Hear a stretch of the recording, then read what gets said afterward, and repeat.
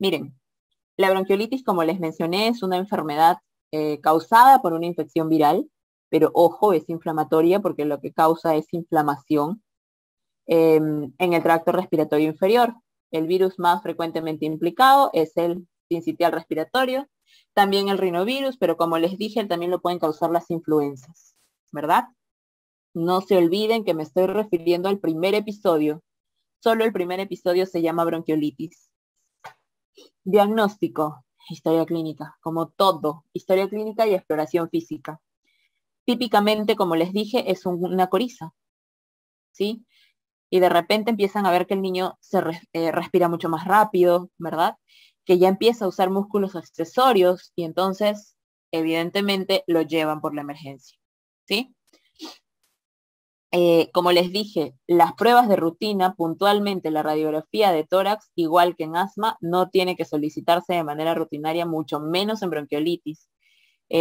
Tampoco las pruebas analíticas de sangre, o sea, el hemograma. Nada de eso debería ser de rutina en lo absoluto.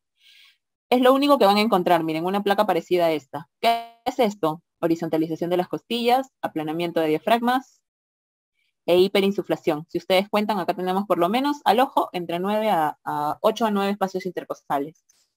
Eso es todo lo que van a encontrar, exacto, atrapamiento aéreo, en una placa que tenga, en un niñito con bronquiolitis. O sea, es algo que ustedes ya saben, no necesitan una placa para saberlo. Pero, repito, si tienen 2 o 3 días con el mismo cuadro, no mejora, a pesar de que le limpian la nariz, de que le aspiran las secreciones, como dice la guía, entonces obviamente hay que considerar allí sí una placa, de repente hay una telectasia, y eso sí no está permitiendo que el niño mejore, ¿verdad? No importa, la oxigenación puede ser con cánula o con máscara, la única diferencia es la cantidad de oxígeno que puedes dar en cada una de ellas, no hay mayor beneficio. El problema es que los bebitos no se dejan poner cánula, no les gusta porque sienten muy cerca el oxígeno, es más tolerada por ellos la máscara. Miren, las guías del 2006 y del 2014, desde ahí nomás ya habían anulado los broncodilatadores. Tampoco dijeron hay que estar controlando cada rato la saturación de oxígeno, un poco difícil ahora con el COVID que les digan eso a las mamás. Cánulas de alto flujo. Bueno, ahí yo difiero absolutamente. Las cánulas de alto flujo evitan la hospitalización de muchísimos niños, o mejor dicho, evitan su hospitalización en una cama UCI, ¿verdad? Sin embargo, no encontraron evidencia en los estudios y también lo anularon. Las nebulizaciones con suero hipertónico también dijeron que no eran recomendadas. Y recomendación débil en los niños hospitalizados. Difiero, pero lo eliminaron. Y la hidratación decían que podía realizarse por sonda nasogástrica como por vía endovenosa o por sonda orogástrica. Les vuelvo a preguntar, ustedes, papás o no, con sus hermanitos en la emergencia. Entonces ahora yo les diré, no, ¿sabe qué? No se preocupe, señores, es una bronquiolitis, se tiene que ir a su casa y darle bastante agua. Ah, no quiere, doctor, está vomitando. Ah, perfecto, no se preocupe, le voy a colocar una sonda y le vamos a pasar agua por ahí. Entonces, ¿qué van a hacer conmigo en ese momento? Me van a terminar de expectorar, ¿sí? Son recomendaciones que están en una guía, es lo que quiero que entiendan, pero que lamentablemente en la práctica, si nosotros nos ponemos en este plan, evidentemente no va a haber una respuesta adecuada y no vamos a poder educar tampoco al familiar así. Perdónenme, pero a mí no me parece que colocar una sonda orogástrica para hidratar a un niño sea la mejor solución. Siendo así, en todo caso, pues lo hospitalizamos. ¿Ok? Bien. Como les decía, a la cabeza de lejos es el virus sincitial respiratorio. En este estudio, por ejemplo, está seguido del rinovirus. Y miren, como les decía, las parainfluencias también lo causan. Y en nuestro país, esto no es, esto es España. En nuestro país las influencias también son un número importante. El adenovirus también es un número importante en nuestro país. Los demás no son frecuentes. Miren cómo era, ni bola le daban al coronavirus y ahora es el agente principal. Bien, ¿qué encontramos o qué hacemos? A veces tomamos una prueba que se llama IFI viral. ¿Sirve para algo, doctora? Sí y no. Lo importante es que ustedes entiendan a quién le querrían tomar, ¿no? Yo le tomaría un IFI viral a aquel paciente que hospitalizo. Yo le tomaría un IFI viral a aquel paciente en el que sospecho que va a tener o va a desencadenar en algún momento asma. ¿Por qué? El sincitial respiratorio respiratorio está asociado a episodios posteriores en los que ya se van a corroborar un asma. El rinovirus está asociado a episodios en los que se van a repetir los episodios de bronquiolitis. Y la parainfluenza está relacionado, como ustedes bien saben, a pacientes que luego desarrollarán croup cuando sean más grandecitos, porque los bronquiolitis son bien bebitos habitualmente. Entonces, por ejemplo, el adenovirus está relacionado, creo que les dije, en diarreas, a un cuadro gastrointestinal más un cuadro respiratorio. Entonces me va a poder permitirles explicar a los familiares un poquito cómo va a evolucionar el cuadro de su bebé. Sin embargo, evidentemente no es necesario el 100%, porque yo le digo, ajá, ¿tiene sincitial respiratorio? ¿Voy a darle un tratamiento para el sincitial respiratorio? No. Entonces, tengamos en cuenta eso siempre cuando tenemos digamos, algún examen que tomar, si finalmente no les vamos a dar mayor pronóstico ni mayor cosa a ese paciente. ¿Ok? Ahora vamos a este tema en el que realmente nos vamos a enfocar de repente un poquito más, pero tenemos que tener todo súper claro, ¿sí? No es difícil, es un tema en verdad sencillo, pero tenemos que tener conceptos claros. Neumonía. Bien. La neumonía, vamos por la definición porque me parece súper importante en neumo tenerlo claro, la neumonía sí es un cuadro infeccioso. ¿Qué se infecta? El parénquima. ¿Y cuál es la traducción de la infección del parénquima? El signo clínico, AIEPI A1, la taquipnia. Al punto de que las guías AIEPI llegaron a mencionar en algún momento que toda taquipnia va a ser considerada neumonía hasta que se demuestre lo contrario. A ese punto llegamos de especificidad de este signo. En neumonía es muy importante la etiología. Y la etiología, como todo en pediatría, depende mucho de la edad. Y tenemos varios grupos de etiología aquí. Exacto, es el signo más sensible según las guías peruanas. Bueno, ahí sí me defiendo, o me va a tocar defender al Perú. No solo en las guías peruanas, definitivamente en muchas guías internacionales de atención primaria, lo que en otros países es la atención del médico familiar, tiene como signo clínico específico la taquipnia. La etiología va a depender de la edad. El primer grupo es menor de 3 meses. El segundo grupo es menor de 5 años. El tercer grupo es mayor de 5 años. Por hacerlo de una manera más simple, luego vamos a ver cuadros. Y tenemos un grupo importante que ya no es edad, sino son los inmunocomprometidos.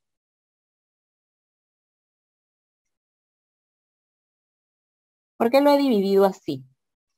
Porque los gérmenes son diferentes. En menores de 3 años, la primera causa va a seguir siendo viral. Como bien me decían ustedes, en efecto, las bronquiolitis pueden complicarse con una neumonía. O sea, el virus sincitial respiratorio puede causar una neumonía. Sí, totalmente de acuerdo. Sin embargo, también lo podría causar la influenza, ¿verdad? También lo podría causar un neumococo muy raro a esta edad, pero también lo podría causar. Y también raro, pero presente.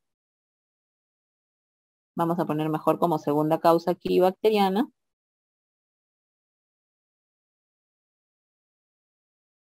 Y aquí en bacteriana hay dos grupos. Otra vez los dividimos. Los más chiquititos, menores de un mes, a campo de angelito, de los neo, pero aquí podrían ser causados por el Streptococcus agalactiae, por enterobacterias, por citomegalovirus, o sea, por los gérmenes del canal, ¿verdad? Y en los mayores de un mes, que ya no estemos hablando de una patología viral, sino bacteriana, pues aquí sí me estaré refiriendo a las bacterias atípicas. ¿Ok? Menores de 5 años, la primera causa, ¿cuál creen que es?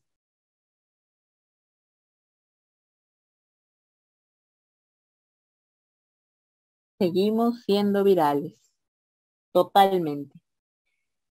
Mucho más raro.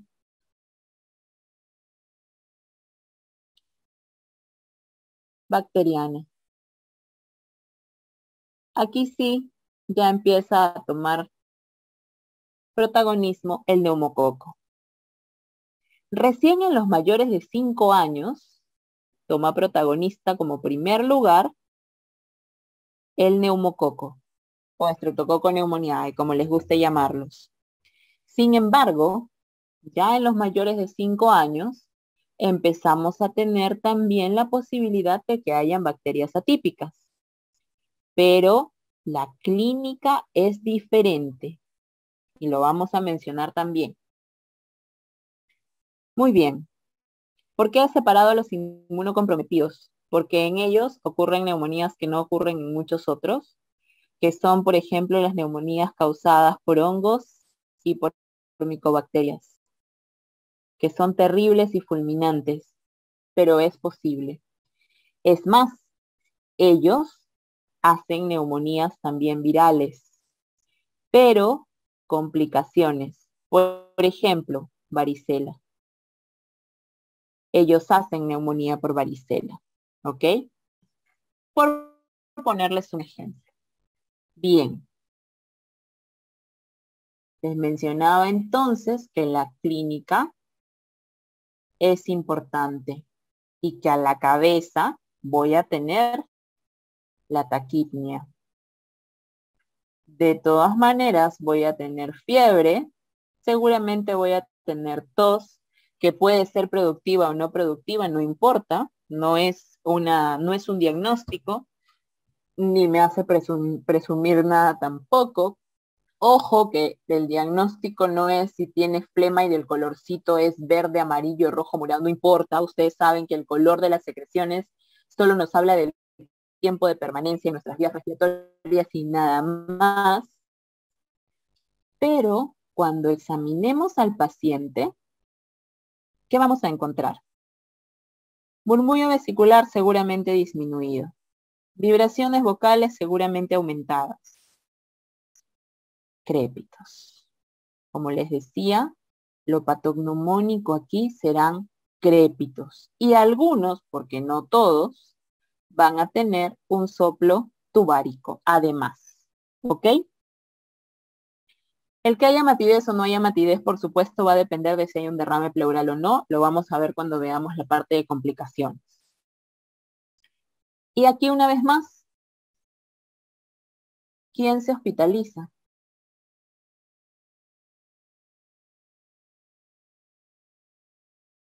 No les voy a escribir todo de nuevo, pero sí les voy a decir que aquí se hospitaliza la saturación de oxígeno disminuida, se hospitaliza el niño muy pequeño con neumonía, 6 meses o 3 meses, como les dije, para alguna literatura, y se hospitaliza el niño con distrés. Además de todo lo que ya les mencioné. Deshidratado, niños que realmente lucen mal. Es más, yo lo resumiría, además de estos 3 criterios, como aquel niño que luce tóxico, como decíamos en la fiebre de los chiquitines, ¿no? El niño que realmente luce mal, entonces hay que traerlo y hay que hospitalizarlo. Ahí ni siquiera deberíamos tener algo ahí en cuenta. En neumonía sí hay otro signo importante para hospitalizar. Falla al tratamiento ambulatorio. Ese niño tiene que hospitalizarse. ¿Ok? Muy bien. ¿Y cuál es el tratamiento ambulatorio?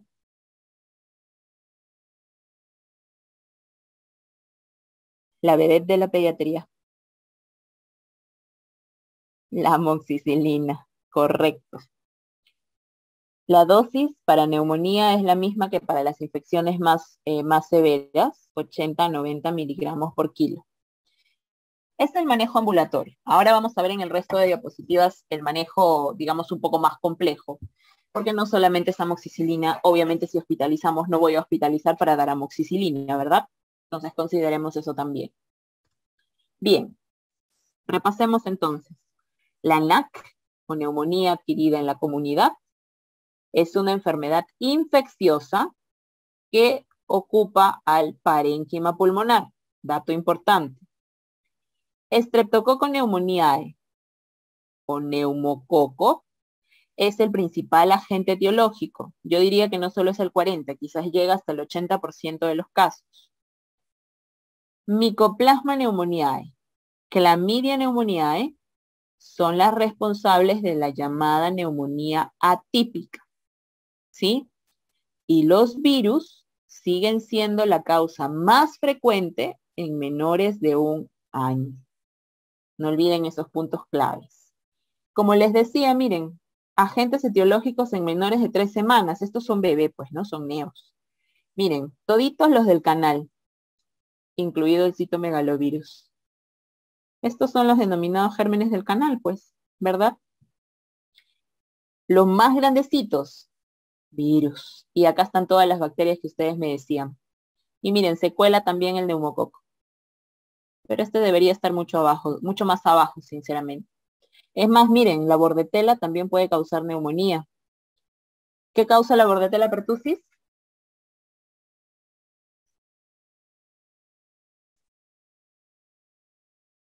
Exacto, la tosferina o coqueluche.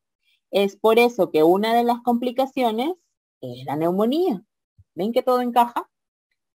Niños más grandecitos, miren, acá hay otra pausa. Otra vez virus. Pausa para hacer virus. Y también para ser atípicos. ¿Ven? Y finalmente, ya en los niños más grandes, a la cabeza la bacteria definitivamente es el neumococo. Y como les dije, pues ya después también las atípicas, ¿no? Toditas las atípicas, ¿sí?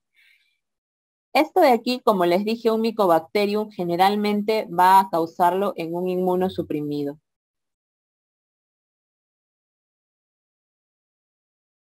Las características de la tosferina es la misma, chicos, en cualquier niño, pequeño, grande, incluso adolescentes, porque hemos tenido casos en adolescentes. Tal cual, las 3 fases, la tos que les hace explotar los ojos y que les hace tener hemorragia subconjuntival, exactamente igual, no cambia. Pero imagínense a esa edad de más grandecitos, esa tos, uff, se sienten morir. Bien, como les decía, fiebre, un cuadro viral previo casi siempre también. Sin embargo, esto no es necesario. Me basta con fiebre y taquipnea, por ejemplo, como si es necesario un cuadro viral previo para la otitis, como si es necesario un cuadro viral previo para la bronquiolitis, por ejemplo. No es necesario en la neumonía.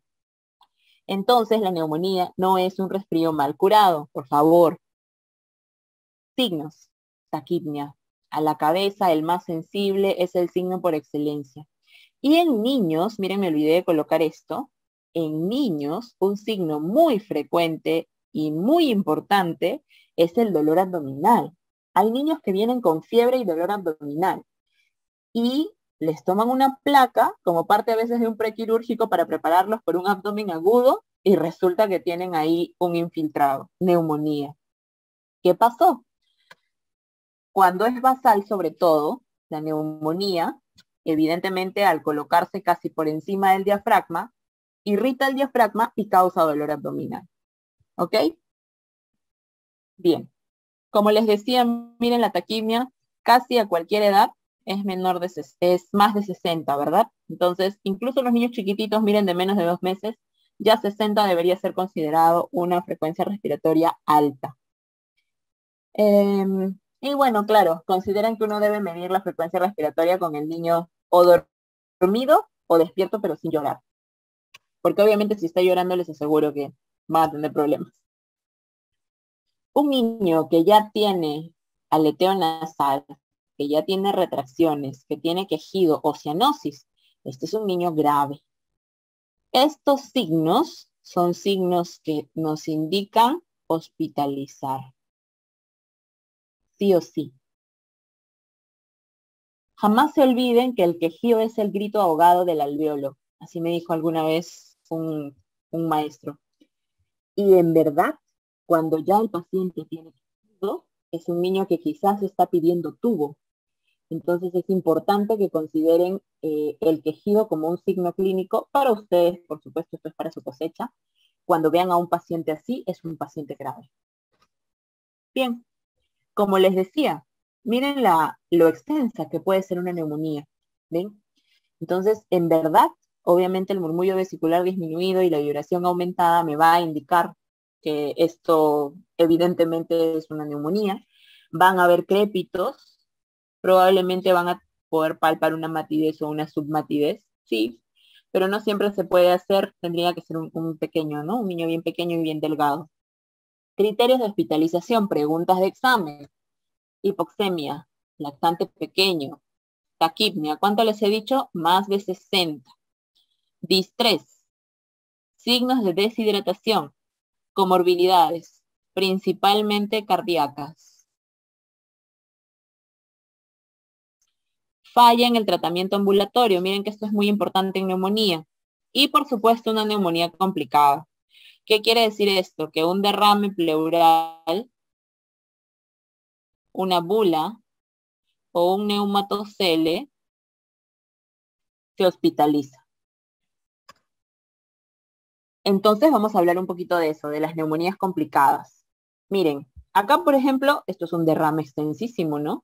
Miren, este niño está respirando con un solo pulmón, al punto de que el corazón está desplazado. Hay una colección de un exudado pleural que este sí es inflamatorio. Ojo, es secundario a un cuadro infeccioso, pero el derrame es puramente o evidentemente su causa es inflamatoria. ¿Qué gérmenes causan derrame? Pues el que más neumonía causa, el neumococo. ¿El Staph aureus puede causarlo? Sí, pero el Staph aureus casi siempre les va a causar neumatoceles. Y de paso es mucho más agresivo. ¿Los virus pueden causarlo? Sí, pero esto sí es rarísimo. Es muy raro que un virus les cause derrame pleural. Por supuesto que ustedes van a tener más bien disminución de la expansividad torácica. Si ustedes tocan al paciente para ver cuánto expande, ese pulmón no va a expandir bien. Imagínense que va a expandir esto, ¿no? De ninguna manera. Obviamente aquí sí va a haber matidez y aquí es mucho más marcado el soplo tubárico, definitivamente. Es una fiebre sostenida, no consigue bajar, alta, alta, muy alta todo el tiempo y no mejora. Hay un dolor a la inspiración profunda, el dolor pleurítico, ¿no? Que todos lo conocemos. Y evidentemente es un niño que luce mal, nosotros le decimos que luce tóxico y que persiste taquipnéico pese al tratamiento. Yo le agregaría aquí que casi siempre requieren oxígeno. Entonces, ¿qué pasa? Normalmente, un derrame, por ejemplo, no complicado, es porque aumentó el líquido en el intersticio, porque hubo líquido producto de lo que drena del proceso infeccioso. Obviamente aumenta la permeabilidad capilar, empieza el cuadro inflamatorio, miren cómo migra. Finalmente aumentan,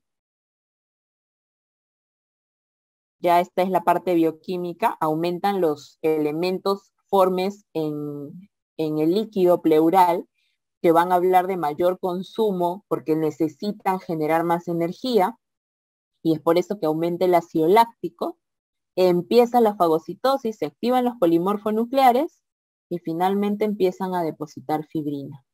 ¿Qué quiere decir? Que incluso un derrame pleural puede complicarse hasta un empiema, ¿ok? Y entonces, cuando ya empiezan los fibroblastos, ya le llamamos la fase organizativa del derrame, es donde a veces ya tenemos que empezar a usar los fibrinolíticos para poder quitarnos de encima esta complicación. ¿Sí? Pero evidentemente la complicación más frecuente, ustedes deberían seguir respondiendo derrame pleural. ¿Ok? Bien. Repasemos entonces neumonía típica. Número 1, la neumonía típica es mucho más frecuente en niños mayores mayores de 5 años que en los bebitos, como les decía. Entonces consideren la edad. Es un niño con malestar, fiebre, pero que además se agregan síntomas generales, porque empiezan a tener dolor de cabeza, me duele el cuerpo, no me pasa la tos, no mejora. Perfecto. Sospechemos que hay una neumonía típica. Tomemos una placa. ¿Qué van a escuchar? Estertores finos y sibilantes. O sea, ustedes van a escuchar probablemente un síndrome obstructivo. Efectivamente tiene un patrón similar al viral, porque lo único que se ve es un refuerzo de la trama que parece que estuviese borroso, o un refuerzo de la trama broncovascular bilateral, sí. Pero este puntiagudo aquí al fondo es bien marcado. Y como les decía, definitivamente a la cabeza son las bacterias atípicas, el Mycoplasma pneumoniae es lo más frecuente, la clamidia también, cualquiera de los dos, pero si tuviésemos que escoger en algunos, definitivamente es el Mycoplasma. ¿Ok? Muy bien. Tratamiento. Como les mencionaba, si es una neumonía adquirida en la comunidad típica, amoxicilina, así de simple. La amoxicilina se debe dividir en 3 dosis, no la dividamos en 2. Esto es en el extranjero que se presenta de manera a veces diferente la presentación de la amoxicilina. Acá tenemos en algunos lugares, pero la presentación que manejamos en todos los hospitales de amoxicilina se tiene que dar en 3 dosis, ¿ok? Y se debe de dar por al menos una semana, ¿sí? La alternativa es ácido clavulánico. ¿Cuándo? Cuando me dice que de repente, doctor, hace una semana estuvo con otitis y le dieron amoxicilina. Bueno, no le repitan amoxicilina, denle amoxiclavulánico. ¿O sabe qué, doctor? Estuvo con una infección urinaria, recibió tratamiento antibiótico con una cefalosporina de primera generación. Ya no le den, entonces denle amoxiclav. La dosis es la misma, así que no hay ningún problema con eso. Y evidentemente la dosis es con respecto a la amoxicilina, así que olvídense de la concentración del clavulánico. Cefalosporinas de segunda o tercera generación, si acaso hay alergia a la amoxicilina, ¿ok? Y la neumonía típica se trata con macrólidos. A la cabeza la citromicina, 10 miligramos por kilo por día, una sola dosis. Yo diría de 3 a 5 días, ¿ok? Por 5 días, idealmente. También se puede dar claritromicina y eritromicina, sí. Pero como les dije, y por lo mismo que leyeron en el cuadro cuando vimos coqueluche, eritromicina no es bien tolerada, es bien fastidiosa para el estómago. Y la claritromicina es una muy buena opción porque se usa tan poco que tiene muy buena sensibilidad en nuestro medio, así que podría usarse, porque ahorita, por ejemplo, la acitromicina es la vedette. Entonces, imagínense si yo quiero tratar ahorita una bacteria típica con acitromicina, más o menos que ahí sí obtengo poco más que la inmunidad de rebaño, ¿no? Entonces sería ideal utilizar la claritromicina en este caso. Esto ya es criterio clínico. ¿Qué pasa si hospitalicé al paciente? Una neumonía no complicada. Ampicilina o penicilina G. Qué dolor, pero sí, es una opción. ¿Ok? Una vez más, la alternativa es la amoxicilina, clavulánico o la cefuroxima. Pero les repito, ¿no? Si estoy dando tratamiento vía oral, raramente debería hospitalizar al paciente. Al menos en nuestro medio, donde no tenemos camas para este soporte, eso no sucede. Sin embargo, se puede colocar, como les menciono, o ampicilina o penicilina, obviamente de manera endovenosa. Nuevamente, el tratamiento empírico para la atípica será acitromicina. Salió del mercado ya, salió de las indicaciones de los oseltamivir como antiviral. Sin embargo, todavía lo usamos aún en inmunocomprometidos.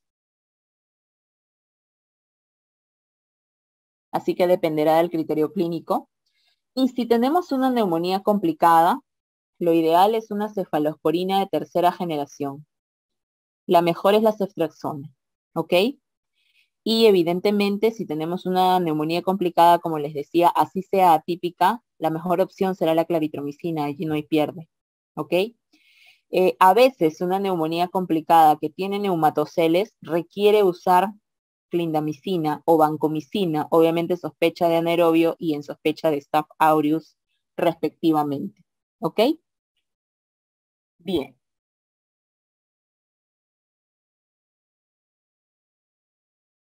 Sí, en pediatría todo funciona por estadísticas, ¿sí?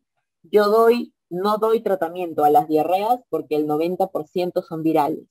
Yo doy tratamiento empírico con amoxicilina porque el germen más frecuente en mi medio es el neumococo. Así es. Y es bien raro, te cuento, que hagamos tinciones gram para neumonía. Nada, es más fácil tomar una placa en este país. ¿El soplo tubárico es igual a una sibilancia? Mm, el soplo tubárico es como si tú te encerraras en una habitación y soplaras un vaso, ese sonido que desde un poco lejos de ti, ese sonido más o menos suena a un soplo tubárico. Algo así.